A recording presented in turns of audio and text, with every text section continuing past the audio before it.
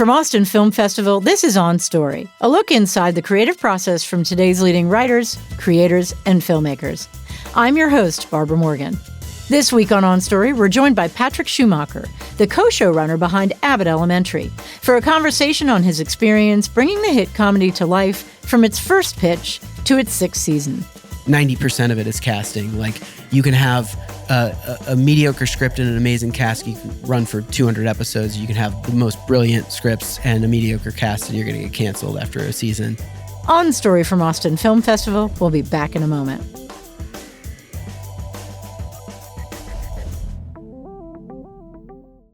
Hey, podcast listeners. I'm your host, Barbara Morgan, and you're listening to Austin Film Festival's On Story podcast. This week on Story, we're going behind the scenes of Abbott Elementary with its co-showrunner, Patrick Schumacker. Abbott Elementary stars Quinta Brunson, who is also the show's creator and co-showrunner, as Janine Teagues, an energetic and optimistic second-grade teacher at an underfunded elementary school in West Philadelphia. She works with the awkward but well-meaning Jacob, her fiery, no-nonsense mentors Barbara and Melissa, new hire Gregory, and the vain and outlandish Principal Ava. Patrick Schumacker is the co-founder of Delicious Non-Sequitur Productions, which along with Abbott Elementary has produced HBO Max's hit animated series Harley Quinn and its spin-off series, Kite Man, Hell Yeah! Schumacker's credits also include the network sitcoms Powerless and Surviving Jack, as well as iZombie, Cougar Town, and How to Be a Gentleman. I sat down with Patrick Schumacker to discuss his experience working with child actors and building the show's ensemble cast, and the benefits of writing 22-episode seasons. But before we dive in, we recommend you follow On Story wherever you get your podcasts, especially if you're an aspiring screenwriter looking for guidance.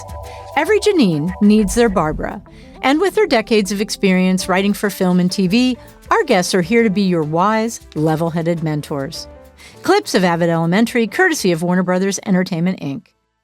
How did you first get involved in this? This was Quinta's idea, right? Yeah. We were doing Harley Quinn, which is this like kind of R-rated animated show that we did for HBO Max. And Quinta came to us with this idea of like a workplace comedy about teachers, but she wanted to do it as an animated show. She was like, oh, you guys are the animation guys now. We weren't, but we were like, okay, this sounds great. She actually did want to still do kind of a mockumentary style. She wanted to have like these interstitials with like interviews and whatnot, talking heads. And the thing that sold us on it was like, so her mom was an elementary school teacher in Philly in the Philly school district for like 40 plus years. And she started out with this story that she told us about visiting her mom when she was like in her 20s, came back to Philly. She's like, I just wanted to go like see like the latest Marvel movie with my mom, but it was parent-teacher night. And my mom was like, I've got to wait here until this one parent who's working the night shift comes in. And so it was just a story of like dedication to the job. And it was really touching. And from her perspective, she was annoyed that she couldn't see like Infinity War or whatever. But it was a really, really touching story. We were like, well, that's the beginning of the pitch. So she came to us with this idea first as an animated thing, and then like a year went by because our schedules just didn't quite align. And then like right before the pandemic hit, I saw her on the lot. She was there like pitching on like writing a feature because she's obviously a writer, but like she was a performer, a writer. She kind of did it all from the beginning. And I was like, hey, do you need a ride home? And like as I was giving her a ride, I was like, what do you think about doing this as like a broadcast, like workplace, like live action broadcast workplace comedy, which Justin and I had been talking about because we were looking for that. And she was like, I was actually thinking the exact same thing like yesterday. And so 2 weeks later, we were like pitching it to like ABC, Fox, NBC, CBS.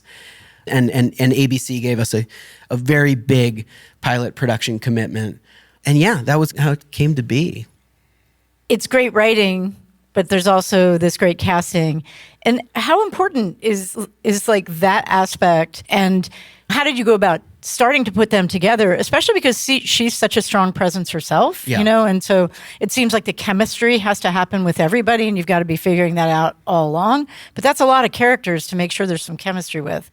I have to say, casting this show in the pilot was the easiest casting experience I have ever had and probably ever will have.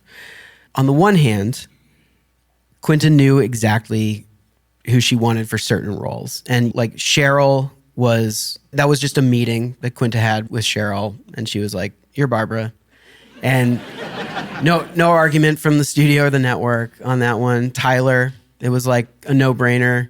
You know, you're doing a mockumentary, and so there is sort of the suspension of disbelief that you want people to feel fresh, so you don't necessarily want to go after like recognizable people, but we made exceptions. I mean, Tyler was like the lead of Everybody Hates Chris for many, many years, and obviously has been working since he was a little kid. And you know, and Cheryl obviously with her Broadway work and feature work and Dreamgirls and all that. So some of them, their reputation preceded them, and they were all working, but like you still kind of wanted ideally to have these like sort of fresh faces. But usually when you get to like a point where you've whittled it down to like 2 or 3 choices and you bring them to the studio or the network ultimately is the final kind of test.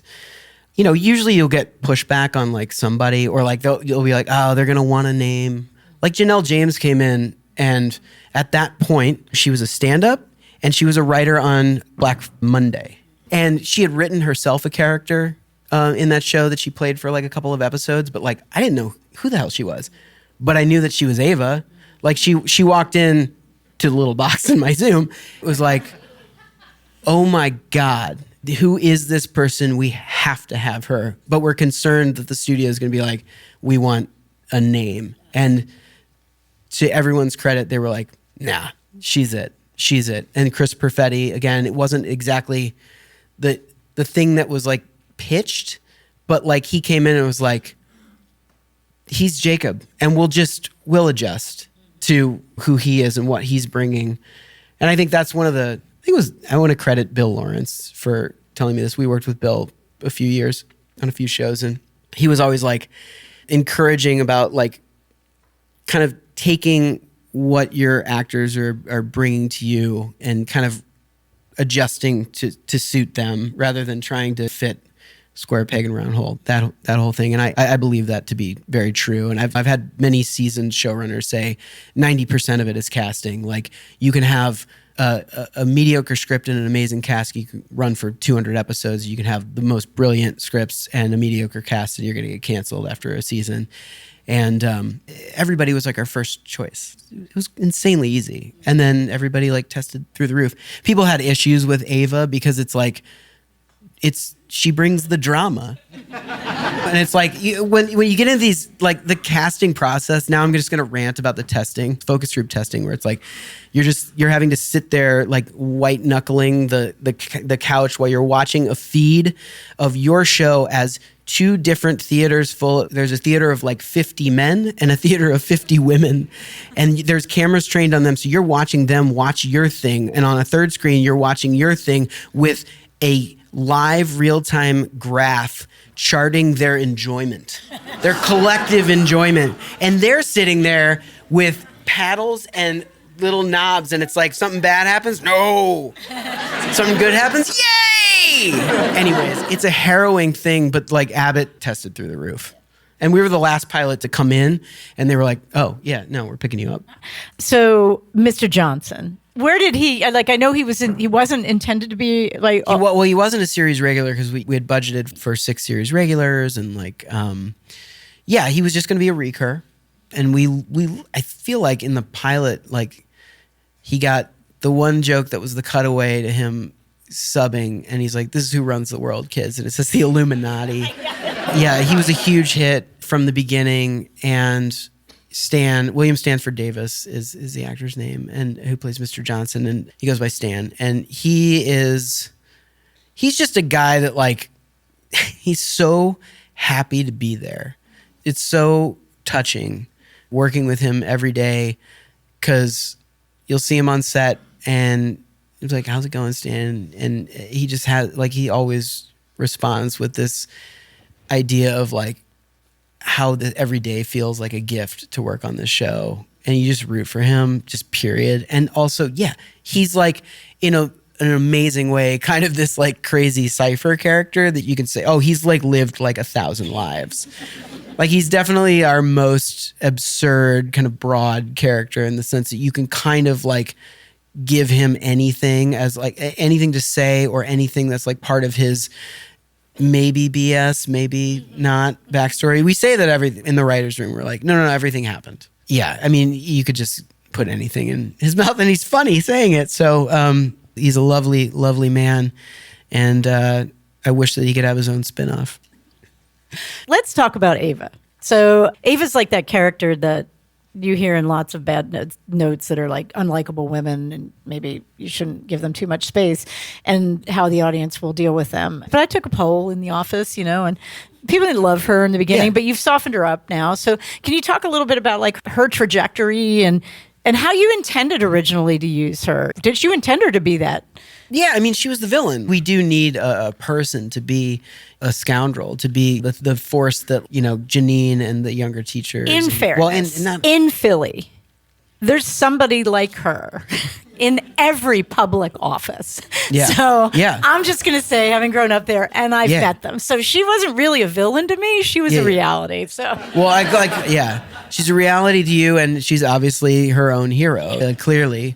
No, I think she was winning from the beginning, but I think part of that formula was that how funny our other characters are reacting to her shenanigans. Like, Quinta loves it when somebody comes up with a joke that roasts her at her own expense, that if it's really funny, like somebody did, wow, my God, I'm going to botch the joke, but it was somebody likening her face to the sun in Teletubbies. She just has a very round face. Quinta fell out of her chair in the writer's room when that was pitched. Barb took the day off. What? Is she okay? I mean, is everything all right? Is she mad at me? Just because you got a round face like the Teletubby sun baby doesn't mean that the world revolves around you. So I think also the actor's innate comedy in receiving the bad news or the joke or the jab from Ava is also something that has buoyed her and maybe made some of her earlier shenanigans more like palatable. And then we started to dimensionalize her more. And she did start to understand and empathize a little bit more. And then we did get to learn that, she had an ailing grandmother that she takes care of. And there are things about her that are humanitarian and altruistic. She just doesn't brag about them like she does about how hot she is and how stylish she is. And I mean, Janelle's wonderful.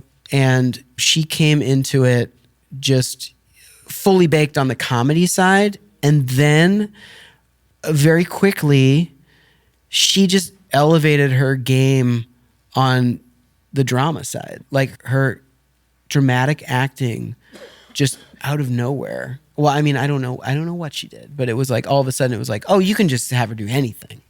Like when she got fired, like that scene with her and Cheryl and she's leaving with all of her shit in a box, it was really touching. Like, I was down there for that, and I'm like tearing up, and I'm like, damn, like.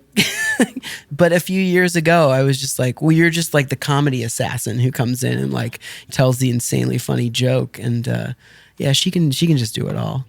I thought that you were too selfish to really care about our students. I thought that we would all be so much better off without you.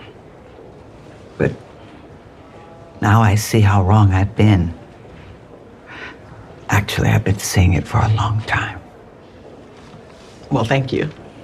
And Barb, I didn't ask you to teach the music class to make your job harder. I know you've been tired, and sometimes doing something you love is the kind of thing that can reinvigorate educators. Yeah. And to make my job easier, but now I'm unemployed. Never too late to become a sugar baby. You have an aspect that certainly The Office didn't have. Like, nobody really cares how badly those people treated each other or some of the things they said and what happens in the warehouse, who knows or who cares. But you're dealing with kids and people who are around kids all the time, and they have to behave a certain way, hopefully, and you're on network TV. And so, for instance, like the smoking episode in season 3 blew me away when they're getting to the teachers in the lounge talking. I just can't believe that children are smoking ragweed. I know. Don't they know that smoking kills? Jacob, You literally vape. Okay, that's different. Yes, and that it's worse because you can vape anywhere. You vape all through Saltburn. You're inhaling thousands of toxins. Yuck. Yeah, well, Janine smokes weed every day. No. Damn, Afro Man. Nope, not every day, every night. Janine, reefer, ganja, the devil's lettuce. That's why your feet so big. It's medicinal, and it's considerate. If I didn't smoke, I'd be an insufferable Energizer Bunny. What a twist. Janine is quietly off that loud. Ava, you can't talk, okay? You a hookah head. Mm-hmm. Facts and microdosing. I just eyeball it and say, yeah, that's enough. The things that you get into with some of those issues that have to do with the kids, but come back around also to the adults with some level of kind of morality, right? Yeah. So how do you all really look at that? Yeah, I mean, first and foremost, like our like mantra every season and just in series is just like, this is, if we do like any episodes that are about like issues or whatever, like it's comedy first, and like we never want to do a very special episode.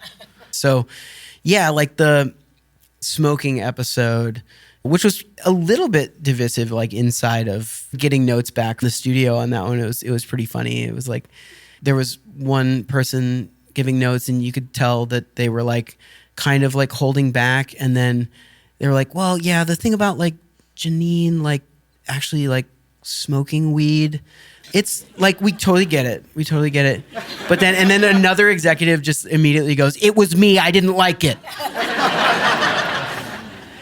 And they were like, oh, I said what I wanted to say and that's it, I'll stop talking now, but I don't like it.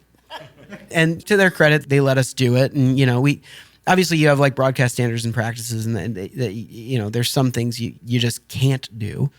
But you are getting to get into the lives of some of those kids in those episodes. Like some of them have some really great kid stuff in there. Our kids are so wonderful, and we are really, and I credit this to Randall Einhorn, who is our producing director, and he came to us from having been the original DP on The Office, and then he ended up directing a ton of the episodes of The Office, and he did some Parks and Rec and whatnot.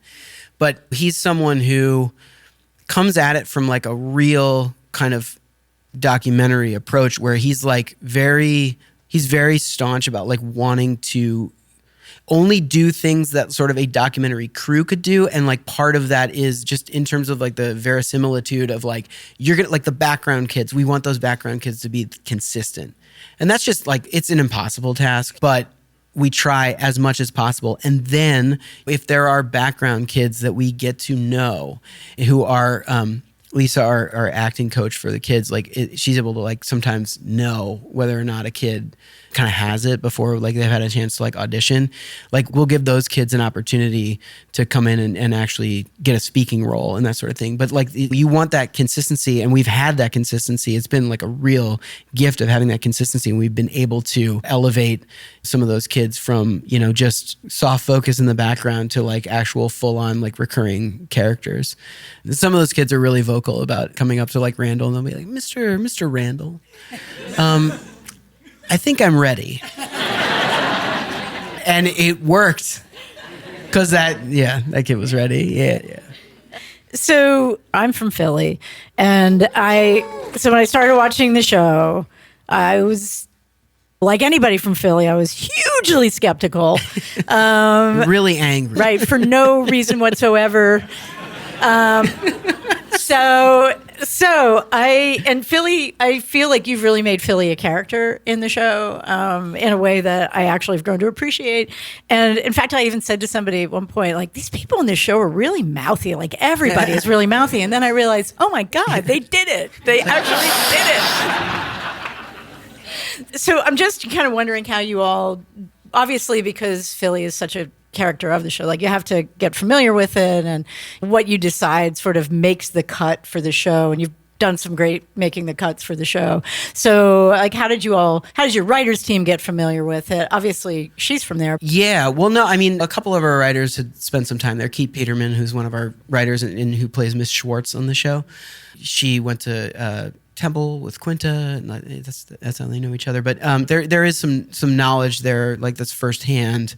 I didn't know shit when I got a subscription to the Philly Inquirer, because I was like, I think I still have it. first and foremost, it's Quinta, and she's able to say yay or nay, and yeah, this is a real thing or whatnot. Secondly, we do a fair share of research. Every year at the beginning, we'll speak to educators, period, but also a lot of like Philly locals. So, stuff comes from that. And also our cast is familiar. Cheryl's got a house in Philly. Her husband is a state senator in the area, and Lisa Ann Walter has been fully embraced by Philadelphia, South Philly, and is now like she's like the grand marshal of like the Italian American parade that she went to, loving it, and I love it for her. Yeah, so it's just this is research. Well, I mean, the baseball episode did it for me. Of course, I still am a huge Phillies fan. And that episode was really great. And I so ambitious, I have to say. Can you talk a little bit about that one? I think we almost crazy. Killed Randall. He directed that episode. And Randall, I mean, oh my God, he worked so hard on that damn episode because he's a guy who, he grew up in Cincinnati, but then when he was like 18, he moved to like Crete and became like a goat herder. And then like he moved to Australia. And he's basically an Australian dude. And he knows nothing about baseball. Well, now he does, because he had to direct that episode. And his, oh my God, the prep that he did on that episode was insane. But yeah, so, if you're unfamiliar with the episode, we went to a Phillies game. It was like teacher appreciation night at the game. We have our entire cast there, and we shot at a real Phillies game at Citizens Bank Park. The way we had to produce it, though, is it's like you're shooting dialogue. So you need sound for dialogue. I don't know if you know that, but we can't shoot the whole thing at the game. Plus, it's just obviously on a production schedule, it's untenable. But we know we need 3 days there. We're going to shoot some stuff like outside the stadium. Then we're going to have all these scenes inside the stadium at this game. Most of the episode takes place during the game.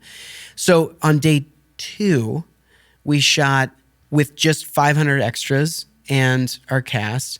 And that was for like what's on the Jumbotron, and then also just whatever we're getting when we're getting all the big dialogue stuff. And you need 500 extras to make it seem like relatively crowded, right? And you're still kind of narrow in your scope, but pretty good. And then day 3, you shoot the game. But what happened is in the story, the original scripted story, Kyle Schwarber is having a slump. And that's why at the plate. And that's why Barbara is trying to yell to him about changing his batting stance, where he's putting his front foot and all that stuff. Over here, Kyle Schwarber, you are up next. You've been out on your front foot. Do it like this. Schwarber, over here! Well, what ended up happening during the actual game is that Kyle Schwarber tied the single game home run record. And people thought that we like wrote that like Major League Baseball is WWE and it's all just like, oh, it's all staged, clearly. That was not at all what we intended. He was supposed to have a slump. Instead, he hits 4 home runs in the game. And then we had to shoot his scene with him on the field after the game, after he becomes like Major League Baseball legend, and then he's got to shoot the scene. And then all that stuff had to, the reason that the prep was so crazy is because you're literally in what looks like single shots, you're tying together 2 different shots that were shot on 2 different days. And so you'll do like a shot on the field, you whip pan over to our cast talking. Well, part A, we shot on day 3, and part B, we shot on day 2. And those are getting stitched together with just a cut that gets hidden by the whip pan. But literally, like, it's the most sort of like storyboarded we've ever had to be with the show. Because the show is like, we try and keep it loose, right? Like, it's like when you're directing an episode of the show, you don't really do storyboards unless you're shooting like a basketball sequence or something, maybe. But most of the time, it's just overhead drawings. You're like, this is where camera A is going to be, camera B, camera C. Here's where your actors are going to stand. And then, we don't even use marks anymore. We stopped using marks. It's like, oh, rough. Like in the rehearsal, you're like, I think you're kind of over in this world. We never do like relighting or anything. It's just 3 cameras. We shoot the scene and then we go. We're like very nimble. Everything is handheld other than the talking heads are done on sticks. But anyways, that one, it was a math problem. So that brings us to Philly famous people, sort of. And gotta talk about It's Always Sunny episode. Yeah. Because that was just unexpected joy. Yeah. Can you And what a It started as unexpected terror on our parts because we were like, well, legal's never going to let us do this. But anyways. So talk a little bit about that, because that is kind of the whole scenario. It's crazy. You know? Yeah, it's crazy how it came together. I want to say Quinta ran into Rob McElhenney backstage at like an upfronts, like a Disney upfronts, because weirdly, now that you think about it, like Always Sunny is a Disney show. So they saw each other, and Rob was like, we should do a crossover sometime. And she was like, that's funny, yeah, whatever. And then he like tweeted it out, and people were like, yes! And then they saw each other again at like, it was the Emmys, I want to say, backstage again. And he's like, no, for real, we should do this. I think we can, you know, throw our weight around a bit and make this happen. And so we pitched it to the studio and the network, plural, FX and ABC, Hulu. And everybody was on board in theory, although people were just like, tonally, there might be a little mismatch. So how are we going to do that? And then we were like, no, we're going to do it. We're going to figure it out. So then Rob and Charlie came into our writer's room because we were, I don't know, a few episodes in, and they were about to start their writer's room for season 17, I want to say, of that show.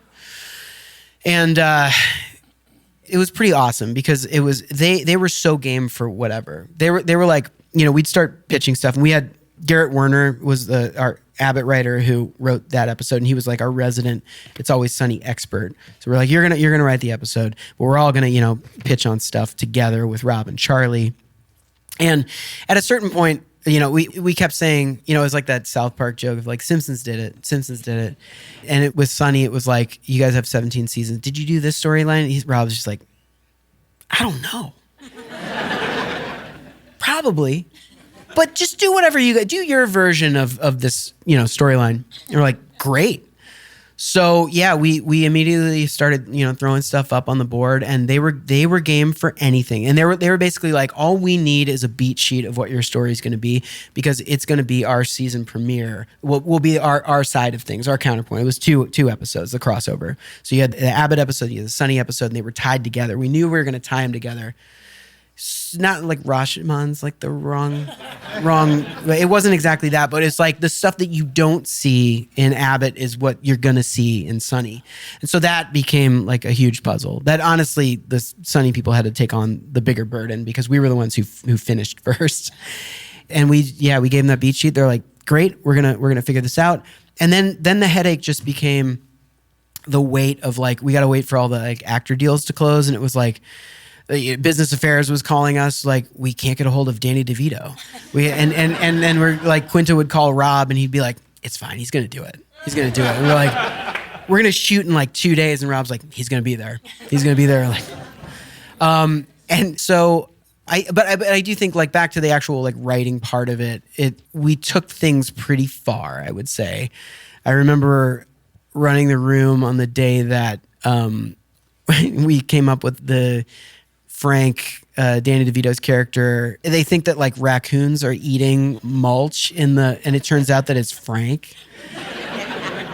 And I'm like having fun. I'm loving it, but I'm also known, I think, Quinta will say this, that I'm a little crazy, and I'll pitch like the dumb stuff. And so I'm thinking like, this is great. And then I'm like, but is it too dumb? Maybe. She's going to come back and then everybody was game for it. And then Danny DeVito showed up. Sure enough. I met him, like literally, we were doing the rehearsal, and I met him, and he was like lying in dirt on our facade on the back lot of Warner Brothers. And I'm like, hey, nice to meet you. Can I take your picture? I'd just gotten this new camera. And he's like, do whatever you want.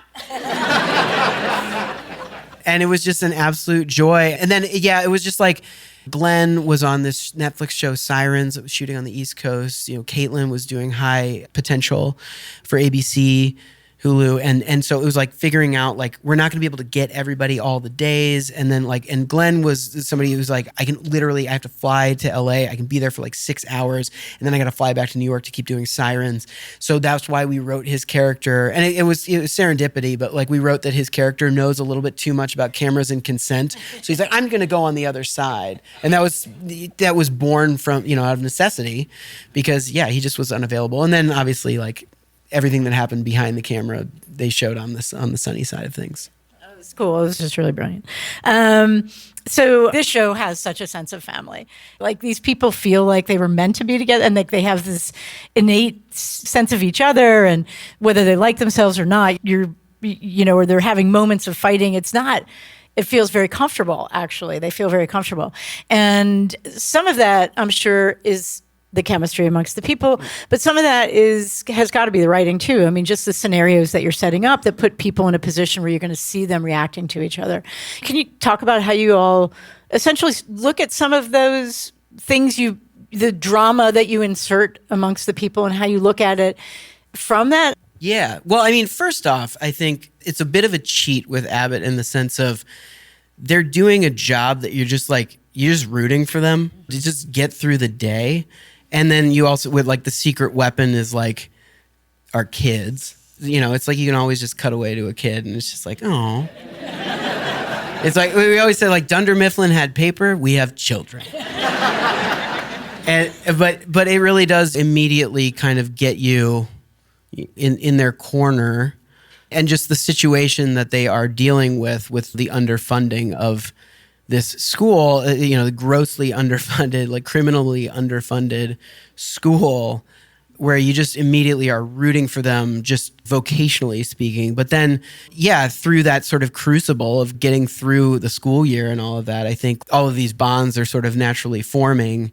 And then also just like, I think Quinta did a really amazing job from the beginning building these kind of like archetypes where you have the like mentor figure in Barbara, who is based somewhat on her own mother. There are some specifics there that she was able to ingrain in the character that came from her mom. But I think like you have characters like Jacob, who is just like he roots so much for Gregory and Janine.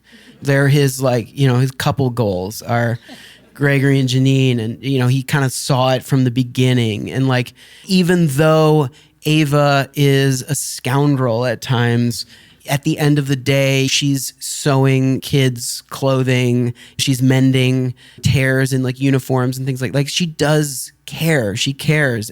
But yes, like I chalk a ton of it up to chemistry, and then I chalk a bunch of it up to just, the stories that we tell, I think, are these like pretty like relatively harrowing like crucibles of dealing with like shitty system and making it through. And having 22 episodes a season is a pretty great runway. Yeah. I mean, it's such a gift on just a storytelling standpoint, because it's like you get the mythology of the season-long mythology or the series-long mythology, but then you also occasionally get to pepper in really fun one-off, like our desking episode was born of just like, well, we got to make another episode.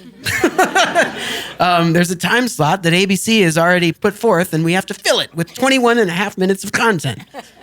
But that ended up being like one of our most fun episodes, the April Fool's episode, where they're kind of like somewhat canonically inconsequential, but they're just really fun scenarios that you want to put your teachers in. But, and then from a showrunning standpoint and like a mentorship standpoint, having our writers, like we have had the same writing staff since the beginning.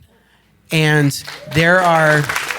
it's pretty awesome. It's pretty awesome. We've had like a couple of departures, but like we have been able to, that just doesn't happen. Like, and I'm saying like the 22 episode thing and the 5 seasons of 22 episodes doesn't really happen that frequently anymore, but it affords all of these, like we have writers for whom this is the only show they've ever worked on, and now they're producing their own episodes. They're over, they're posting it, they're going to mixes, they're, obviously everybody's down on set, but that's not even that obvious, right? Like there's so many writers doing like streaming stuff where it's like, oh, I never saw the set once. And then it's like, well, how are people going to become showrunners down down the road, if you've never experienced that, there's going to be this like chasm of experience, you know, and Abbott is an exception. And like everybody coming, like our goal, and Justin said this. So, and I said, yes, I second this. But he was like, I want everybody coming out of this to be like a showrunner. So the broadcast system, when it's working, really affords you that opportunity as a writer. On Story is brought to you in part by the Alice Kleberg Reynolds Foundation, a Texas family providing innovative funding since 1979. On Story is also brought to you by Bogle Family Vineyards, 6th-generation farmers and 3rd-generation winemakers based in Clarksburg, California. Makers of sustainably grown wines that are a reflection of their family values since 1968. The project is supported in part by the Texas Commission on the Arts. This show is produced by myself, Barbara Morgan, Elizabeth Mims, and Emily Locke. Our associate producer is Freya Neely, and our editor is Anna Kolarova. Music is by Brian Ramos. Copywriting by Mazzy Smallwood. Production assistance comes from Dennis Moniger, Travis Kennedy Sound, Phil Mazzetti, and KUT 90.5 in Austin. Go to austinfilmfestival.com to learn more about Austin Film Festival and Conference each October. Until next time, I'm Barbara Morgan, and this has been Austin Film Festival's On Story.